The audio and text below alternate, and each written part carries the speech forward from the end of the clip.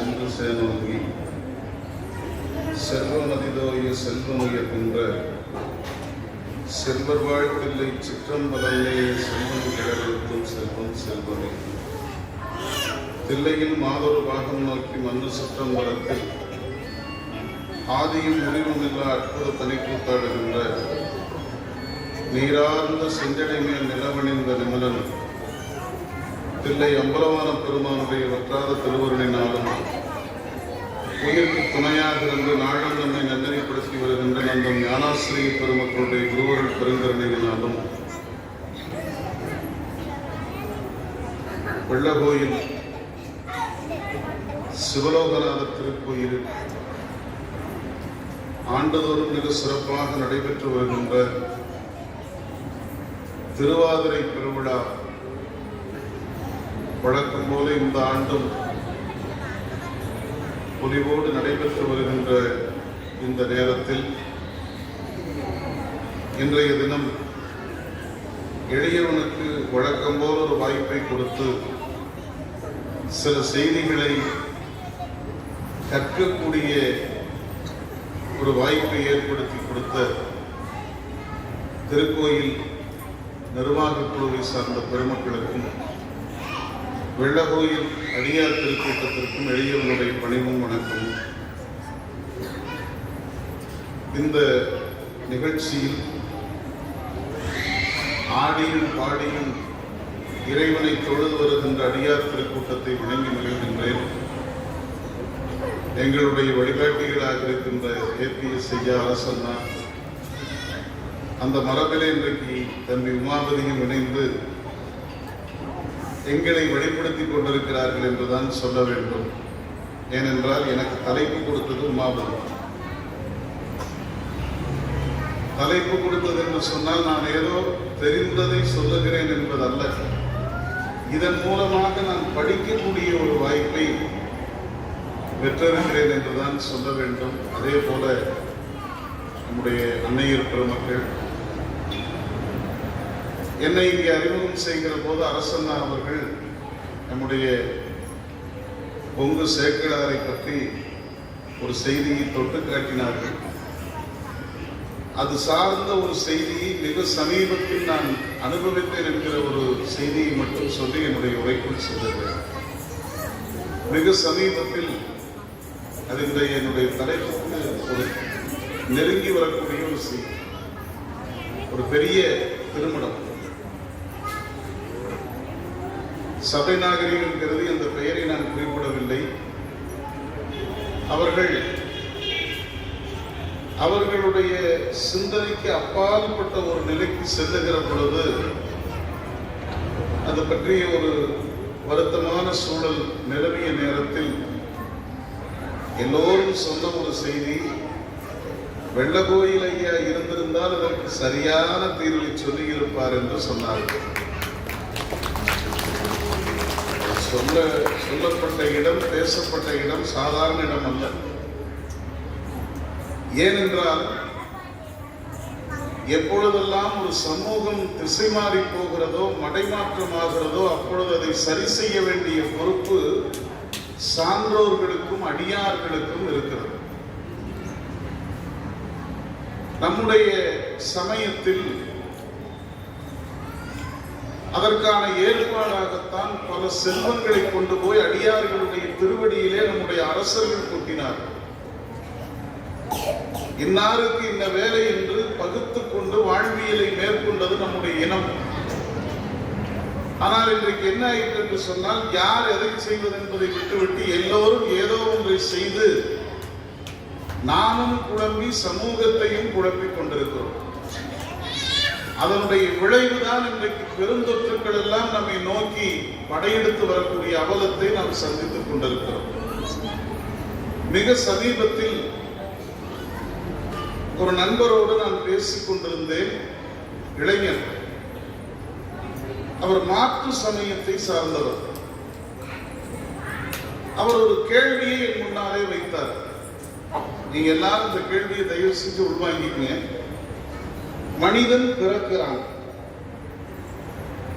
சில காலம் வாழ்ந்து விட்டு இந்த உலக வாழ்க்கையிலிருந்து விடுபட்டு போய்விடுகிறார். இது எல்லாருக்கும் தெரிந்த ஒரு விடயம். இயற்கையும் இதுதான். பிறப்பும் இறப்பும் எல்லோருக்கும் பொதுவான ஒன்று. இந்த இடைப்பட்ட காலத்தில் எதற்காக இந்த வேலை? அவர் கேட்ட கேள்வி. பிறக்கிற அன்றே நம்முடைய இறப்பு முடிவு செய்யப்பட்டு விட்டது.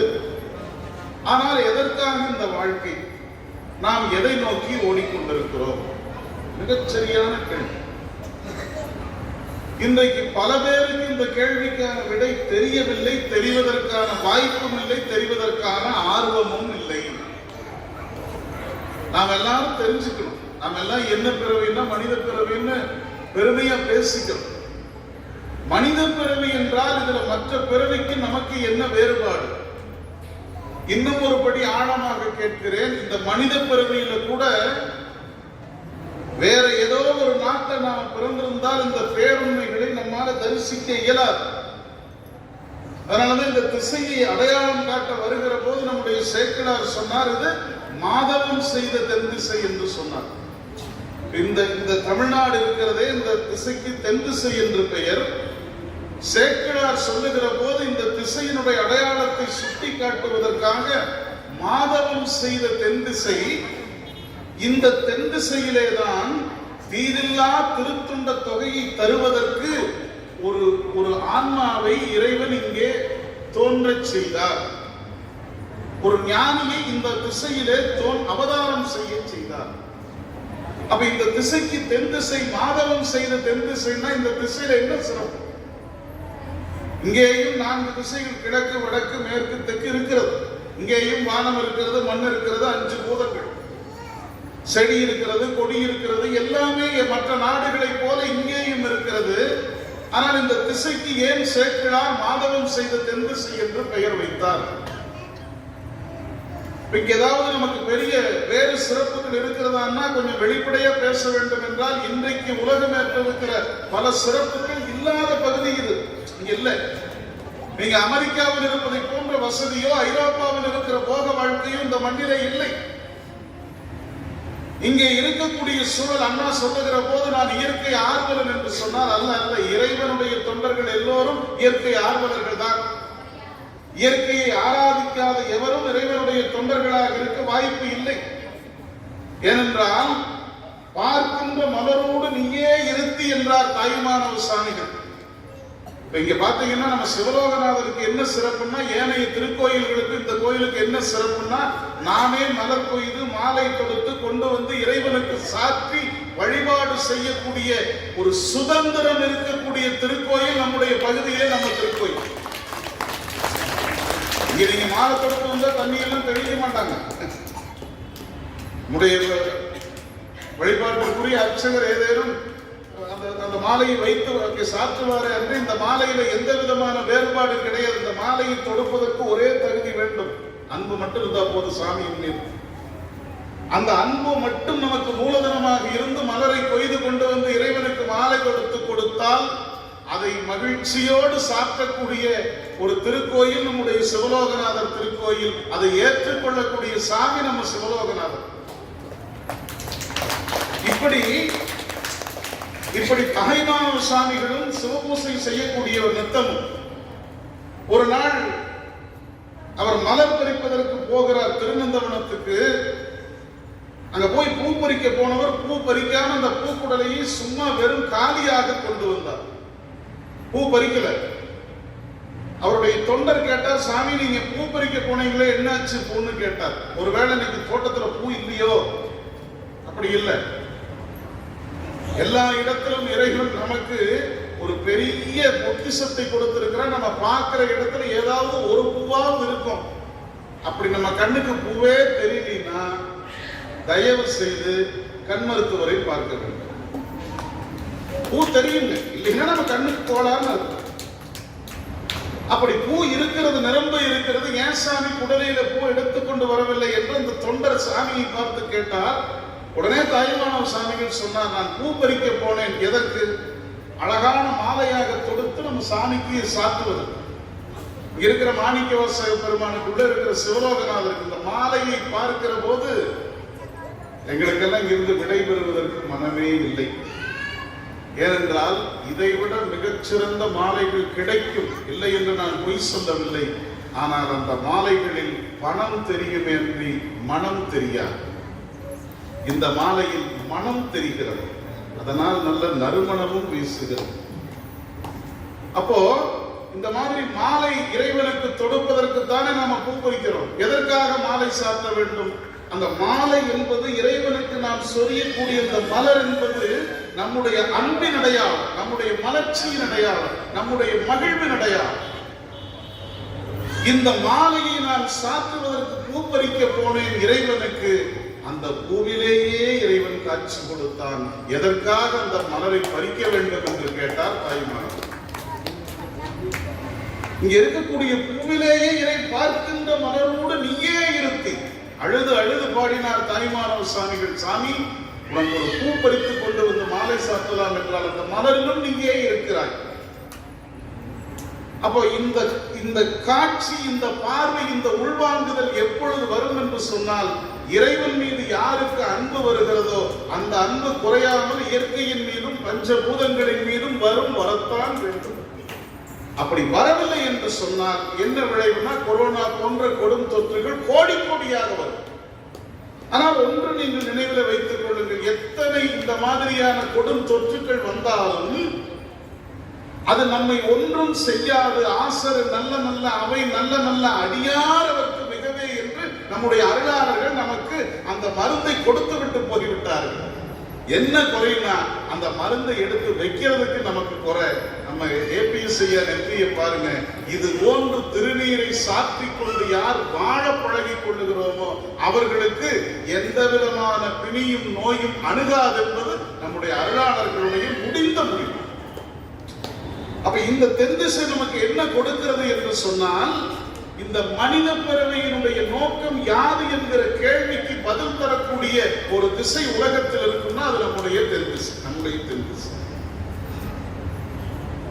இத நாம சொல்லல, இந்த திருவெம்பாவையிலேயே மாணிக்கவாசகர் சொல்லுகிறார், புவனியில் போய் பிறவாமையில் நாள் நாம் போக்குகின்றோம், அவமே இந்த பூமி சிவன் உய்ய கொள்ளுகிற இடம் என்று யார் பேசினார்கள்? தேவர்கள் பேசினார்கள். தேவலோகத்தில் ஒரு கூட்டம் இது போல ஒரு தீர்மானம். என்ன தீர்மானம்னா, நம்ம எல்லாரும் பாவம் செய்து கொண்டிருக்கிறோம். என்ன பாவம்? இந்த மண்ணுலகத்தில் போய் நாம் பிறக்கவில்லை, அதுவும் இந்த தென்திசையாகிய தமிழகத்தில் பிறக்கவில்லை என்று தேவர்கள் வருத்தப்படுகிறார்கள். அப்படின்னா பிறந்திருக்கிற நாம அதனுடைய சிறப்பை உணர்ந்து கொள்ள வேண்டாமா? அந்த சிறப்பை உணர்ந்து கொள்ளக்கூடிய வாய்ப்பை தரக்கூடிய சபை எது?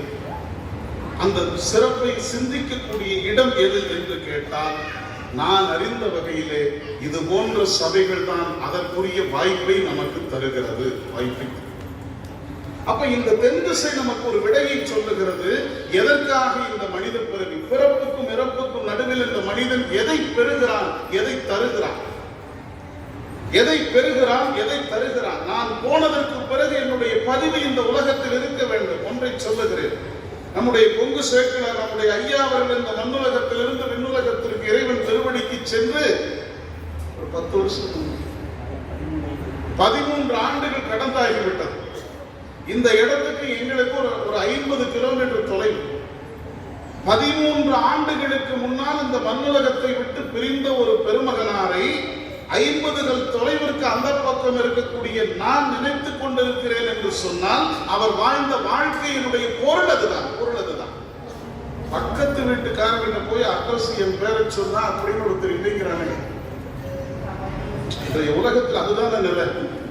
பக்கத்து வீட்டுக்கார இடத்துல போய், ஐயா இங்க ஒருத்தர் இருப்பாரு, திருநெல்லாம் வச்சுட்டு பேசுவார், அப்படி யாரும் இல்லைங்களே, நீங்க கொஞ்சம் உடம்பெல்லாம் பெருசா இருக்கும் அப்படி அவரை கேட்கிறீங்களா? இப்ப நான் யார் என்பது என் பக்கத்து வீட்டுக்காரனுக்கு தெரியாத உலகத்தில் பல ஆண்டுகள் கழித்ததற்கு பிறகும் அவர்களுடைய பதிவை இந்த உலகத்தில் நிலை பெற்று இருக்கிறது என்று சொன்னால், அது அவர்கள் இந்த உலகத்திற்கு தந்திருக்கிற செய்தி. அவர்கள் எதை உள்ளே பெற்றார்? இந்த செய்தியை தருவதற்கு அவர்கள் என்ன பாடம் படித்தார்கள்? சேக்கிழார் பெருமானிடத்தில் ஒரு கேள்வி, அதை விட்டுருங்க, அவ்வை பாட்டிக்கு போகும். நம்ம எல்லாருக்குமே அந்த தமிழ் கிழவியை பத்தி பேசினா கொஞ்சம் பிரியமா இருக்கு. ஏன்னா அவன் நம்ம பாட்டி, நம்ம எல்லாருக்கும் தனித்தனியா பாட்டி உண்டு இல்லைங்களா? யாருக்கெல்லாம் பாட்டியை பிடிக்காது கை தூக்கு. எங்க பாட்டியை பிடிக்காது, பிடிக்கும். ஆமாங்க, எப்ப பிடிக்காதுன்னு கேட்டேன். எல்லாருக்கும் பாட்டியை பிடிக்கும். அந்த அம்மாவுக்கு தமிழ் கிழவின்னு பேரு. அம்மைக்கு என்ன பேரு? தமிழ் கிழவின்னு பேரு. நாம் எல்லாரும் 1ஆம் வகுப்புல முதலில் படித்த பாடத்தை தந்தவள் அவ்வை பாட்டி. ஆத்திச்சுடிங்கிற பாடத்தை தந்து நம்முடைய நாக்கை சுழல வைத்தவள் அந்த தமிழ் பாட்டி. தமிழ் கிழவின்னா என்ன பொருள் அப்படின்னா, நம்ம நினைச்சுட்டு இருக்கிறோம் தலை நரைத்து உடல் சுருங்கி வயது முதிர்ந்து தள்ளாட்டம் வந்ததற்கு பிறகு எல்லோருக்கும் கிழவியும் கிழவனும் என்று சொல்லுகிறோமே, இது சரியான பொருளா? உண்மையான பொருள்.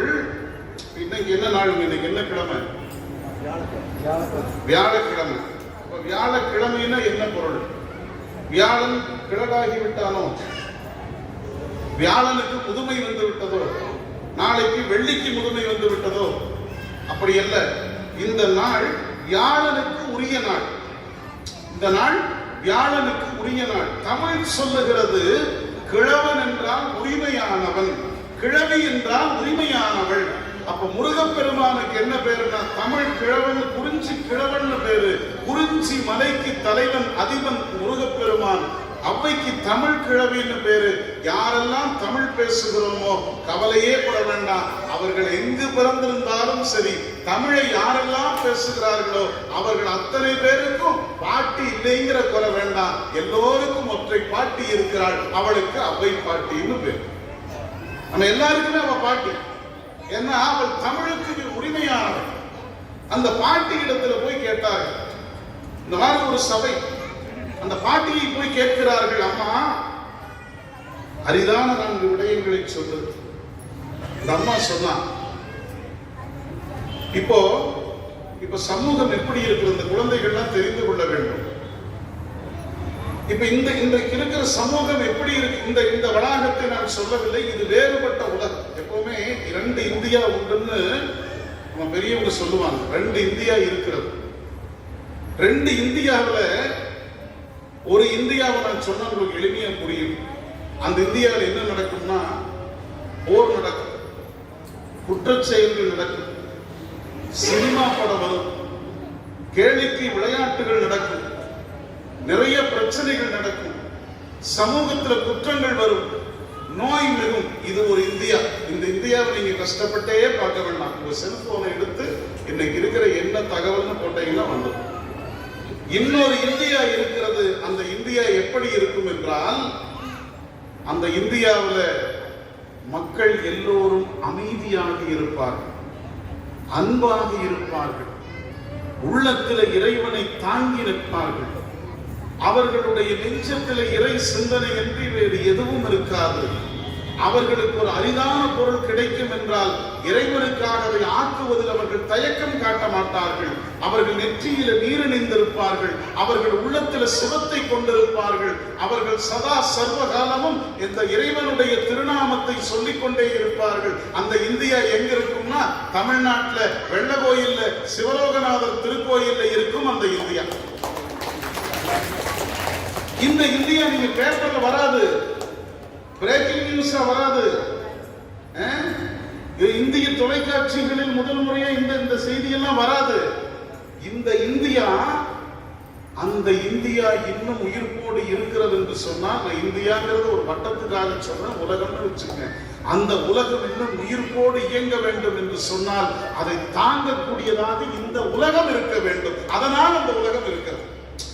இப்ப பாருங்க, கண்ணுக்கு தெரியக்கூடிய ஒன்றை கண்ணுக்கு தெரியாமல் மறைந்திருக்கக்கூடிய ஒன்று தாங்கி நிற்கிறது. கண்ணுக்கு தெரிகிற ஒன்றை கண்ணுக்கு தெரியாத ஒன்று தாங்கி நிற்கிறது. இப்ப நாம மட்டும் இல்லைன்னு வச்சுக்கல, நாம பெருமையா பேச வேண்டாம். நாம மட்டும் இல்லைன்னு வச்சுக்கல, இந்த உண்மையை பேசுறது யார்? சாமியை வழிபடுவது யார்? திருநீரை அணிவது யார்? இறைவனுடைய திருப்புகளை பேசுவது யார்? கேட்பது யார்? சிந்திப்பது யார்? சொல்வது யார்? இது இல்லை என்று சொன்னால் என்ன நடக்கும்னா, இப்ப பேப்பர்ல பாருங்க, 1ஆம் வகுப்பு படிக்கிற மாணவன் வகுப்புக்கு செல்லுகிற பையில் கத்தி வைத்திருக்கு. அமெரிக்காவில் 3ஆம் வகுப்பு படிக்கிற பிள்ளை மிக சாதாரணமாக தன்னுடைய கைப்பையில் இருக்கிற துப்பாக்கியை எடுத்து ஏன் படிக்கலன்னு கேட்ட ஆசிரியை சுட்டுக் கொன்றான் என்கிற செய்தியை கேட்பதற்கு இந்த செவியை இன்னும் இறைவன் கேட்கும் திறத்தோடு வைத்திருக்கிறான் என்றால் அதை விட பாவம் செய்த பேர் நமக்கு என்ன இருக்க போகும்? இது அந்த உலகம். இந்த உலகம் அதற்கெல்லாம் ஒரு மாற்று சொல்லக்கூடிய உலகம். இந்த உலகம் அதற்கெல்லாம் மாற்று சொல்லும். அவ்வை பாட்டி சொன்னார், இந்த 2 பட்ட உலகத்தை ஒன்றாக்க வேண்டும். இந்த 2 பட்ட உலகத்தை ஒன்றாக்க வேண்டும். எப்படி ஒன்றாக்குவது? ஒரு உலகம் தாழ்ந்து செல்லுகிறது, இன்னொரு உலகம் உயர்வில் நிற்கிறது. இந்த 2ஐயும் சமப்படுத்தி எல்லா உயிரினத்தையும் அன்பால் ஈர்க்கக்கூடிய உலகத்தை சமைப்போம் என்பதற்கு அவ்வை பாட்டி அழகாக ஒரு வரியை சொன்னாள், ஒன்றாக காண்பதே காட்சி. இந்த எல்லாவற்றையும் ஒன்றாக பார்க்க வேண்டும்.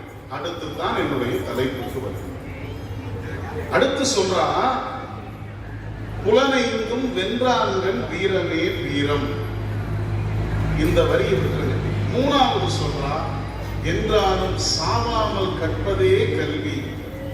4வது சொல்லுகிறாள், பிறர் நம்மை ஏவாமல் உண்பதே உண்டு. அவையினுடைய தனிப்பாடல் இது ஒரு அற்புதமான பாடல். நீங்க அவை பாட்டி சொல்றா, ஒன்றாக காண்பதே காட்சி, புலனைந்தும் வென்றான்கள் வீரமே வீரம். புலனைந்தும் வென்றான்கள் வீரமே வீரம், என்றாலும் சாவாமல் கற்பதே கல்வி, பிறர் நம்மை ஏவாமல் உண்பதே உண்டு. இந்த ஒன்றாக காண்பதே காட்சிக்கு நான் பதில் சொன்னேன். 2வது வரி இருக்கு. 3வது வரி, சாவாமல் கற்பதே கல்வி. இப்ப நாம எல்லாம் பள்ளிக்கூடம் போறோம், பாடம் படிக்கிறோம். பள்ளிக்கூடத்துல மட்டும் இல்ல, அதிகாலையில எத்தனை மணிக்கு நாம் எழும்புறோம்?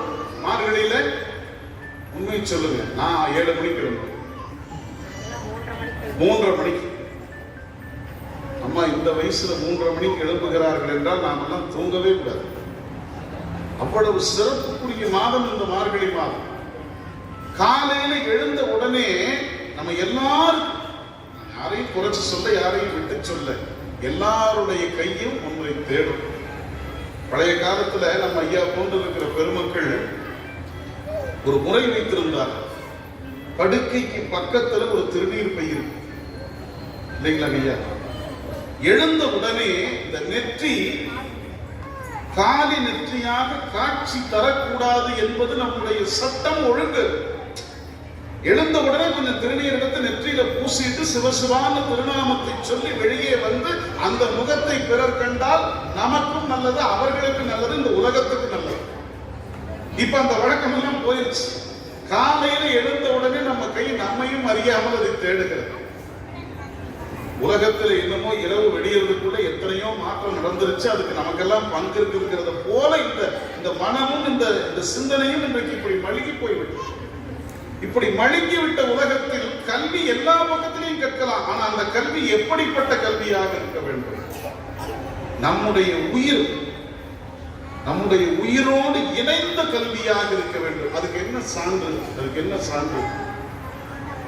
கல்வின்னா இப்ப நம்ம எல்லாரும் நினைச்சிருக்கிறோம், டாக்டர் ஆகிறது, இன்ஜினியர் ஆகிறது, வக்கீல் ஆகிறது, ஆசிரியர், இதெல்லாம் கல்வி என்று நினைக்கிறோம். அது ஒரு வகையான கல்வி, அது உலகியல் கல்வி. அந்த கல்வி நமக்கு பொருளை தரும், உலகத்தில் நமக்கு அடையாளத்தை தரும். ஆனால் அதை தாண்டிய ஒரு கல்வி இருக்கிறது. அந்த கல்விக்கு என்ன பேருன்னா அருளியல் கல்வின்னு பேரு. அந்த அருளியல் கல்வி என்ன செய்யும்னா, எதையும் எதிர்பார்க்காமல் இந்த உலகத்திற்கு ஒரு ஞான ஒளியை கொடுக்கும். அந்த கல்வி இருக்கிற வரையில் தான் இந்த உலகம் வெளிச்சமாக இருக்கும். அந்த கல்வி எப்படிப்பட்ட கல்வி தெரியுமா? நீங்க எதை படித்தாலும் அந்த நாம் இருக்கிற காலத்திற்கு பிறகு அதற்கான தேவை இருக்காது, அதற்கான தேவை இல்லை. இப்ப நாங்கள் ஒரு சின்ன உதாரணம் சொன்னா தெரியும். 10 வருஷத்துக்கு முன்னாடி இருமலுக்கு என்ன மருந்துன்னா, ஏதோ ஒரு மருந்து பேர் வச்சுக்கங்க, ஏதோ ஒரு பேர் வச்சுக்க. இப்ப அந்த மருந்து இல்லை.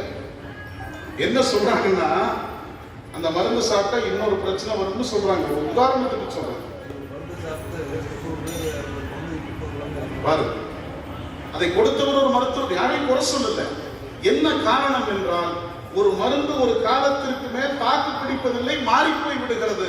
ஆனால் காலம் கடந்தும் மனித சமுதாயத்திற்கு ஒரு ஒளியை தருகிறது என்றால் அந்த கல்விக்கு என்ன பேருன்னா ஞான கல்வின்னு பேரு. அதுதான் இந்த கல்வி. இது எத்தனை நாளைக்கு நிலைத்திருக்கும்னா ஊனும் உயிர், உடல் உயிர் எல்லாம் பிரிந்ததற்கு பிறகு உயிர் என்கிற ஒன்று அடையாளப்படுத்தப்படுகிற வரையில் இந்த கல்வி அந்த உயிரோடு தான் இருக்கும். அதற்கு மிகச்சிறந்த உதாரணம் நம்ம ஐயா டி.கே. ஐயா. அவங்க கொடுத்த செய்தி, அவர்கள் வாழ்ந்த வாழ்க்கை, அவர்களுடைய சிந்தனை, அவர்கள் நடந்த நடை இன்றைக்கும் இந்த சமூகத்தில் உயிர்ப்போடு இருக்கிறது என்று சொன்னால் அவர்கள் கற்ற கல்வி அவரை தாண்டியும் அந்த ஆன்மாவோடு நம்மோடு வாழ்ந்து கொண்டிருக்கிறது. இதைத்தான் அப்பை பாட்டி சொன்னாள், என்றாலும் சாவாமல் கற்பதே கல்வி. அடுத்து ஒரு முக்கியமான செய்தி எல்லாரும் தெரிந்து கொள்ள வேண்டும். பிறர் நம்மை ஏவாமல் உண்பதே உண். இந்த சாப்பிடுகிற பொழுது பிறர் நம்மை பார்த்து ஏசக்கூடாது. இப்ப எல்லாரும் திருமணத்துக்கு போறோம், பெரும்பான்மையா கொண்டு வந்து மனை புகுந்து புலாவு பாதம் விளங்கியே மண்டுகாதலில் ஆதனத்திடை வைத்து அர்ச்சனை செய்ததின் ஒன்றில் 4 விதத்தினால் சுவைதரத்தினில் அண்டர் நாயகர் தொண்டர் இச்சையில் அமுது செய்ய அழைத்தது. வீட்டுக்கு யாரோ பெரியவங்க வந்தாங்கன்னா, விருந்தினர்கள் வந்தாங்கன்னா அவர்களை வரவேற்று கைகால் அவர்கள் தூய்மை செய்வதற்கான நீர் கொடுத்து ஆசன பலகை கொடுத்து அவர்களை வலம் செய்து வணங்கி இலை வைத்து அவர்களுக்குரிய அந்த அறுசுவை உணவை படைத்து அவர்கள் சாப்பிடுவதை கண்டு நாம் வணங்கி இருக்க வேண்டும். இப்பவும் நம்ம நிறைய திருமணத்துக்கு போறோம், நவீன பிச்சைக்காரர்களாக கையில தட்டை ஏந்தி கொண்டு இட்லியா தோசையா உப்புமாவா என்று நாம கேட்காம என்ன வேண்டும் என்று பிறர் பிச்சை போடுவதை போல போடுகிறார்கள். நாமும் அதை வாங்கி சாப்பிட்டு கொண்டிருக்கிறோம். அதற்கு பேரு பஃபே சிஸ்டம். பிறர் நம்மை பார்த்து ஏசாமல் இருக்கிற வகையில் நாம் சாப்பிட வேண்டும். அப்பை பாட்டி சொல்லுகிறார். இந்த 3ஐயும் சொன்னவள் அழகான ஒரு கருத்தை சொல்லுகிறாள். யார் வீரர்? அவை பாட்டி இடத்துல போய் கேட்டாங்க, யார் வீரர்கள்? பெரிய போர் பயிற்சி கல்லூரியில படிச்சு வான்வெளியில பறந்து எதிரி நாட்டு வீரர்களை ஏவுகணை தாக்குதல் நடத்தி அவர்களை தூள் ஆக்கக்கூடியவர்கள் வீரர்களா? அல்லது ரத கஜபதி துராதி படைகளை ஆள தெரிந்து எல்லா பக்கத்திலும் தங்கள் புகழ்குடியை நாட்டத் தெரிந்தவர்கள் வீரர்களா? இப்ப நிறைய பேர் வீரர்னு சொல்றான், பேரை பார்த்தா என்னென்னமோ சொல்றாங்க. பேரை கேட்டாலே பயமா இருக்குது. அவர்கள் வீரர்களா? அவ்வை பாட்டி இடத்துல கேட்ட போது அவ்வை பாட்டி சொன்னால், இல்லை, யார் வீரர்கள் என்பதற்கு நான் ஒரு பொருள் சொல்லுகிறேன், அதனுடைய விரிவை நீ சேக்கிழாரிடத்தில் போய் கேள் என்று சொன்னார். புலனைந்தும் வென்றான்கள் வீரமே வீரம். இந்த உலகத்தில் இருக்கிற எல்லோரையும் வெற்றி கொள்வதல்ல வீரம். அந்த வீரம் நிலைக்காது. இன்றைக்கு ஒருவன் வெற்றி பெறுகிறான், அவனுடைய வெற்றி நாளைக்கு மாற்றப்படுகிறது. இன்றைக்கு ஒருவனுடைய வெற்றி நாளைக்கு இன்னொருவருடைய வெற்றியாக மாறி போய் விடுகிறது. பிறகு எது தெரியுமா உண்மையான வெற்றி? யார் தெரியுமா உண்மையான வீரர்கள்? எவன் ஒருவன் புலன் 5ஐயும் வென்று நிற்கிறானோ அவனே உண்மையான வீரன் என்று சொல்லுகிறார் அவ்வை பாட்டி. 5 புலன்கள் நம்ம எல்லாத்துக்கும் தெரியும், நெய்வாய் கண்ணுக்கு செவி. இந்த 5 புலன்களையும் யார் வெல்வது? அப்ப இப்படி சொல்லிட்டு போயிட்டா உடனே எல்லாருக்கும் குழப்பம். இந்த அம்மா ஏதோ உளறிட்டு போயிட்டாங்களே, யாரிடத்தில் தெரிவு பெறுவது? சேக்கிழார் அதற்கு சொல்லுகிறார். திருக்கூட்ட சிறப்பு என்கிற பகுதியில் அதற்கு மிக அழகாக விரைவு சொல்லுகிறார் சேக்கிழார். 6 கண்டிகை. உண்மையான வீரர்கள் எப்படி இருப்பாங்க தெரியுமா? இரும்பு கவசம் போட்டு தலையில எல்லாம் பெரிய இரும்பு தொப்பி வச்சு காலில் இரும்பு பாதுகை அணிந்து கைகளில் வேலேந்தி அல்லது துப்பாக்கியை வச்சுட்டு உக்ரைனுக்கு ரஷ்யாவுக்கு யுத்தம் நடக்கிற போது நம்ம டிவியில பார்க்கிற வீரர்கள் அல்ல உண்மையான வீரர்கள். 6 கண்டிகை. அந்த வீரர்களுடைய கழுத்துல பார்த்தீங்கன்னா உருத்தராட்டம் இருக்கு. ஆடையும் கந்தையே. அவங்க ஆடை உண்மையாக இருக்காது, பட்டு பீதாம்பரம் இருக்காது. அவர்கள் பரிசு ஆடை அணிந்திருக்க மாட்டார். கசக்கி அணிந்த தூய்மையான ஆடையை அணிந்திருக்கும். 6 கண்டிகை, ஆடையில் கந்தையே, 6 ஈசன் பணியனது ஒன்று. அவங்க என்ன வேலை செய்வாங்க? இறைவனுடைய திருக்கோயில், இறைவனுடைய திருநாமம், இறைவனுடைய திருப்புகள், இறைவனுடைய திருக்கூட்டம், இதை சார்ந்து நின்று கொண்டிருப்பார். ஆரம் ஈசன் பணியனது ஒன்று ஈர அன்பினர். யார் சாமி அவங்க? உங்களை பார்த்து கேட்கிறேன், யுத்த களத்துல போர் புரியக்கூடிய வீரர் அல்லது இப்ப மிக சமீபத்தில் நடந்த உலக போட்டிகள்ல இந்த பாக்ஸிங் யுத்தம், மல்யுத்தம் இதெல்லாம் நடக்குது இல்லையா? ரெஸ்லிங், பாக்ஸிங் இதெல்லாம் நடக்குது இல்லையா? அங்க இருக்கிறவங்க இந்த படத்தை பாருங்க. இப்ப நம்ம பிள்ளைகள் எல்லோரும் அதிகம் பார்க்கக்கூடிய நிகழ்ச்சி ஒருத்தர் அடிச்சுக்கிறது தான். அது என்னது? WWF என்னமோ சொல்றாங்க. அதைத்தான் நம்முடைய குழந்தைகள் அதிகமாக பார்க்கிறார்கள். என்ன காரணம்னா, இங்க பாருங்க, ஒரு சாதாரண செய்தி சொல்றேன், நாம் எல்லோரும் விழிப்பாக இருக்க வேண்டும். இப்ப சமூகத்துல ஒரு உலகியலுக்காக சொல்லுகிறேன், ராமனை ரசிப்பவர்களை விட ராவணனை ரசிப்பவர்கள் கூடிவிட்டார். இது ஒரு அச்சத்துக்குரிய விடயம் இல்லையா? ராமனை ரசிப்பவர்களை விட அல்லது ராமனை படிப்பவர்களை விட ராவணனை படிப்பவர்கள் அதிகமாகிவிட்டார். என்ன காரணம்னா, யாருக்கு என்ன தேவையோ அதனாலதான் இந்த மனசு போகும். மிக சமீபத்தில் எனக்கு ஒரு பேச்சு நான் சொன்னேன், இன்றைக்கு திரைப்படங்கள் பெரும்பாலும் எப்படி வெற்றி பெறுகிறது? 2 விடயங்களை முன்னிறுத்தி வெற்றி பெறுகிறது. ஒன்று காதல், இன்னொன்று வீரம். இப்ப ஏன் இந்த வெற்றி இந்த திரைப்படங்களால் வருகிறது என்று சொன்னால், எப்பவுமே இங்க பாருங்க, உங்க எல்லாத்துக்கிட்ட இருக்கிற ஒண்ணு எங்கிட்ட இருந்தா அதை பார்ப்பீங்களா? இப்போ நாங்க அண்ணா வெள்ளை சட்டை போட்டிருக்காங்க, நான் ஐயா போட்டிருக்காங்க, எல்லாரும் போட்டிருக்காங்க, நானும் வெள்ளை சட்டை போட்டிருக்கேன். யாராவது என்ன பார்ப்பீங்களா? பார்க்க மாட்டேங்க. எல்லோரோட ஒன்றாகத்தான் எனக்கு தெரியும். அவங்க எல்லாம் வெள்ளை சட்டை போட்டிருக்கிற போது நான் கருப்பு சட்டை போட்டிருந்தா அல்லது வேற ஏதாவது ஒரு புது நிறத்தில் ஒரு சட்டையை போட்டிருந்தா நீங்க என்ன செய்வீங்க? என்னை பார்ப்பீங்க.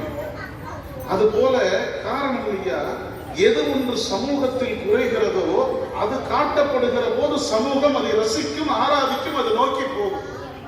இது யதார்த்த உண்மை. இப்போ என்ன ஆயிருச்சுன்னா, ராமன்கள் வெற்றி பெறுவதை விட ராவணன்கள் வெற்றி பெறக்கூடிய காலம் இந்த சமூகத்தில் பெருகி கொண்டிருக்கிறது. காரணம், உண்மையான வீரர்கள் யார் என்று நம்முடைய சமுதாயத்திற்கு நாம் சொல்லவில்லை. அதை யார் சொல்லணும்? சொல்ல வேண்டியவர்கள் சொல்லவில்லை. இப்ப என்ன ஆயிடுச்சுன்னா, இப்ப பாருங்க, இப்போ இந்த ராவணனை ஆராதிக்கக்கூடிய மனப்பாங்கு வளர்ந்து விட்ட காரணத்தினால்தான் பிறந்து மொழி பயின்று சமூகத்திற்குள் நடைபெறக்கூடிய குழந்தைகள், சின்ன குழந்தைகள் செல்போனை எடுத்துட்டு ஒருவன் இன்னொருவனை அடிப்பதை மிக அதிகமாக ரசிக்கிறார். இது ஒரு சமூக சீர்கேடு, இதெல்லாம் தடை செய்ய வேண்டும். ஒருவன் இன்னொருவனை அடித்து அவன் துள்ளுவதை, அவன் வாடுவதை, அவன் வேதனைப்படுவதை கண்டு இவர்கள் மனம் குதூகலிக்கிறார். இது என்ன ஆகும்னா, இன்றைக்கு காட்சியாக இருப்பது நாளை வாழ்க்கையில் நடைமுறையில் வந்து சேரும். இவன் அவன் அடிக்கிறத பார்த்து இவன் கைதற்றானே, என்ன நினைக்கிறான்? இதுதான் கதாநாயகத்தனம், இதுதான் வீரம், இதுதான் தேவை என்று அவன் நினைத்து மேலே வருகிற போது அவன் எவனையும் அடிக்க தயங்க மாட்டான்.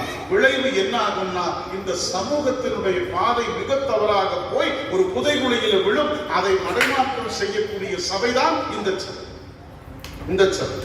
எப்படி? இங்கதான் உண்மையான வீரம் பேசப்படுகிறது. வீரனுடைய அழகு என்ன? அவன் கவசம் அணிந்திருக்க மாட்டான், கையில வேல் இருக்காது, தலையில கவசம் இருக்காது, அவனுடைய பார்வை கொடூரமாக இருக்காது. ஆரம் கண்டிகை ஆடையும் கந்தையே வாரம் ஈசன் பணியது ஒன்றில்லா ஈர நெஞ்சில், ஈரன் அன்பினம். அவருடைய நெஞ்சில் ஈரம் இருக்கும், அன்பு இருக்கும்.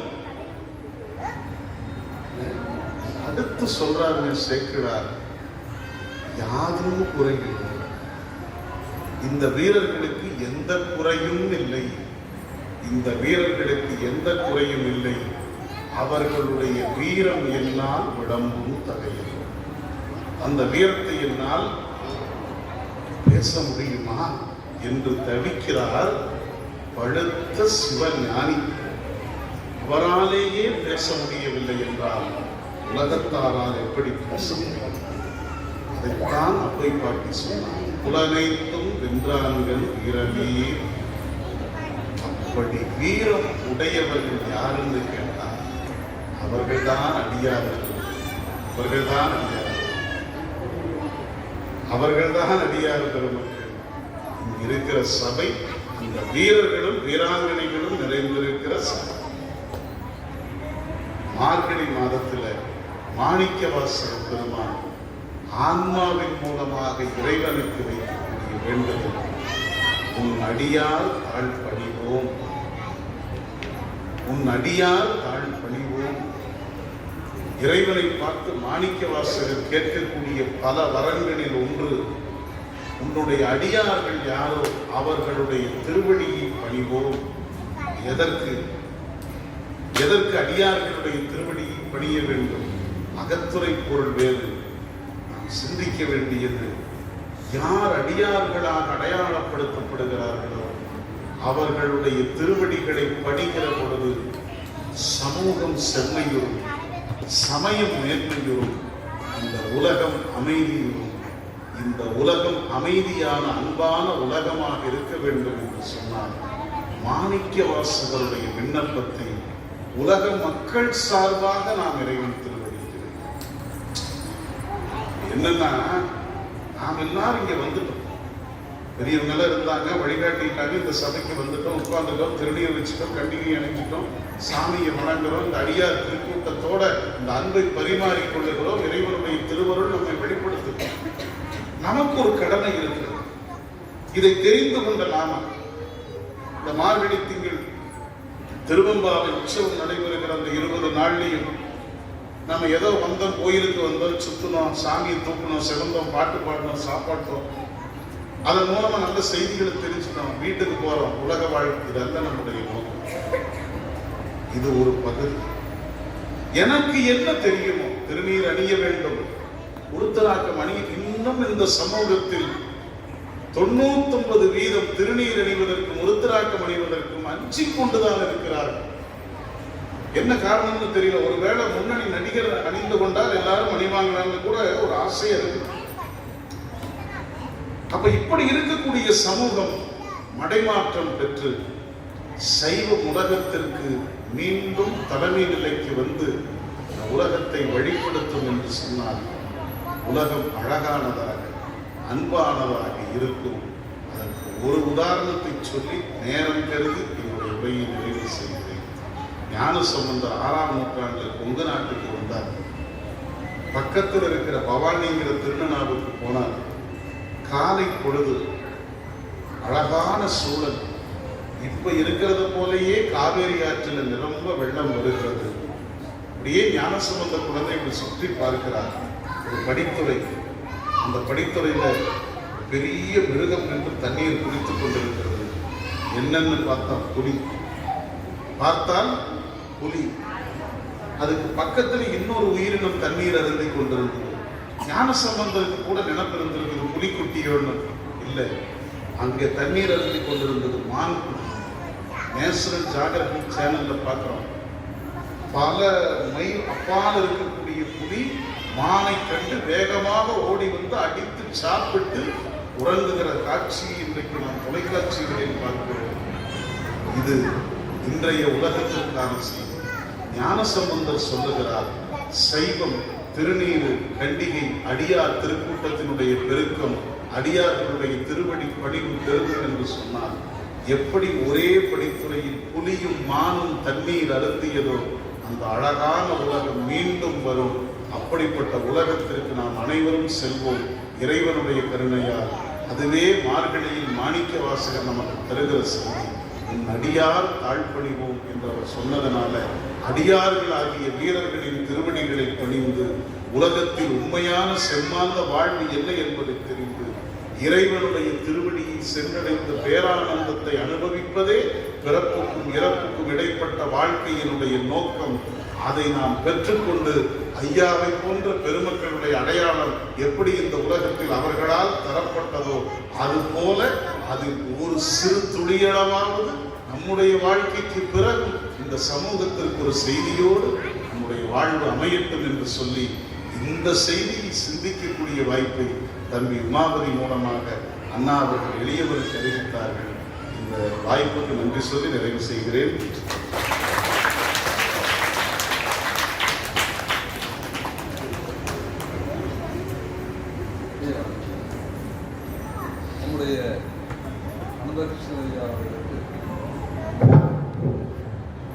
காங்கேய